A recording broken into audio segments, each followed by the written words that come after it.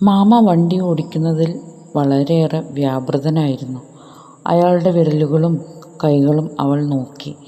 3 വിരലുകളിലും മോതിരം, പലതരം കല്ലുകൾ പതിപ്പിച്ചത്, ഇളം റോസ് നിറമുള്ള നഖങ്ങൾ, കൈകൾ നിറയെ രോമക്കാടുകൾ.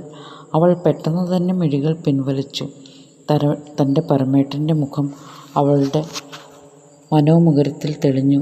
വാഹനം നിർത്തിയതും മാധവൻ പതിയെ അപ്പുറത്തെ ഭാഗത്തു വന്ന് പാറുവിൻ്റെ കരം പിടിച്ച് പുറത്തേക്ക് നടത്തിച്ചു. അവൾക്ക് തൻ്റെ കരം പകരാൻ മാധവന് അനുവാദം കൊടുക്കുവാൻ അല്പമൊന്ന് മടിച്ചു. അതിലേറെ ഭയമായിരുന്നു തോന്നിയത്. പരമേട്ടൻ എന്തു കരുതുമെന്ന ഭയം. ഭയന്നതുപോലെ തന്നെ പരമൻ പൂമുഖത്ത് തന്നെ നിന്നിരുന്നു. അയാൾ കുട്ടികൾക്കുള്ള ഭക്ഷണം കൊടുക്കുകയായിരുന്നു. മാമ ഭക്ഷണം കൂടി കഴിച്ചിട്ട് പോയിക്കോളൂ, പാറു മാമയോട് വളരെ താഴ്മയായി മൊഴിഞ്ഞു. മാധവൻ പൂമുഖത്തേക്ക് കടന്ന് കസാലയിൽ കയറിയിരുന്നു. പാർവതി തന്നെയായിരുന്നു സ്വന്തം കൈകൾ കൊണ്ട് അയാൾക്ക് ഭക്ഷണം നൽകിയത്. മുറ്റത്ത് വെച്ച കിണ്ടിയും വെള്ളവും കൊണ്ട് അയാൾ കൈയും മുഖവും കാലും കഴുകി അകത്തേക്കിരുന്നു. ഭക്ഷണം കഴിച്ചു. എന്തുകൊണ്ടോ പാറുവിന് അതൊരു വാശി പോലെ തോന്നി. തനിക്ക് വേണ്ടി കഷ്ടപ്പെടേണ്ട ആൾ മുറിയിൽ കയറി ഒളിച്ചിരിക്കുന്നു. താൻ ഇദ്ദേഹത്തിന് ഭക്ഷണം കൊടുക്കുമെന്നവൾ തീരുമാനിച്ചു. ഞാൻ കഴിച്ചുകൊള്ളാം, താൻ പോയി കിടന്നോളൂ. പരമൻ എങ്ങോട്ടാ പോയത്? കുട്ടികൾ ഉറങ്ങിയോ? ആ ചോദ്യങ്ങൾക്കൊന്നും മറുപടി അവൾക്കുണ്ടായിരുന്നില്ല.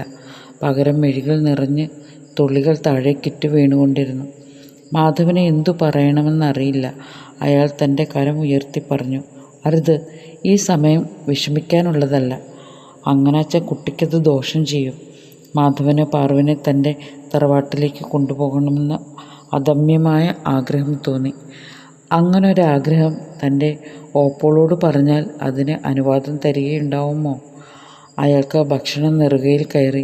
അയാൾ നന്നായി ചുമച്ചു. ഭക്ഷണം തൊണ്ടയിൽ നിന്ന് ഇറങ്ങുന്നില്ല. അയാൾക്ക് ഒരു വിമിഷ്ടവും മാനസിക ആസ്വാസ്ഥ്യവും തോന്നി.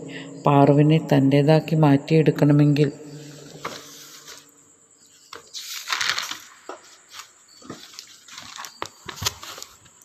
എന്തു ചെയ്യണമെന്ന് അതിഗൂഢമായി ആലോചിച്ചു.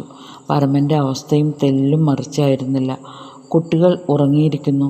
താൻ പാറുവിനോട് സംസാരിച്ചിട്ട് ദിനങ്ങൾ പലതായിരിക്കുന്നു. അവളുടെ ഉദരത്തിലെ കുട്ടി തൻ്റേതല്ല, അത് മാമയുടേത് തന്നെ. അതുകൊണ്ടല്ലേ അയാൾ അവളെയും കൂട്ടി ആസ്പത്രിയിലേക്ക് പോകണത്. കഴുകി പാറു ഭക്ഷണത്തിന് ശേഷം തൻ്റെ മുറിയിൽ വന്നു. പരമൻ ഭക്ഷണം കഴിച്ചതായി അമ്മ പറഞ്ഞത് കേട്ട് അവൾ അല്പം ശുണ്ഠിയോടുകൂടി തന്നെ അയാളോട് ശബ്ദം ചെയ്തു. എന്നെ ഇത്ര എളുപ്പം വെറുക്കാനും തുടങ്ങിയില്ലേ? ഇത് ഇങ്ങനൊക്കെ തന്നെ ഉണ്ടാവുമെന്ന് എനിക്കറിയായിരുന്നു. അവൾ മൂക്ക് പിഴിഞ്ഞു.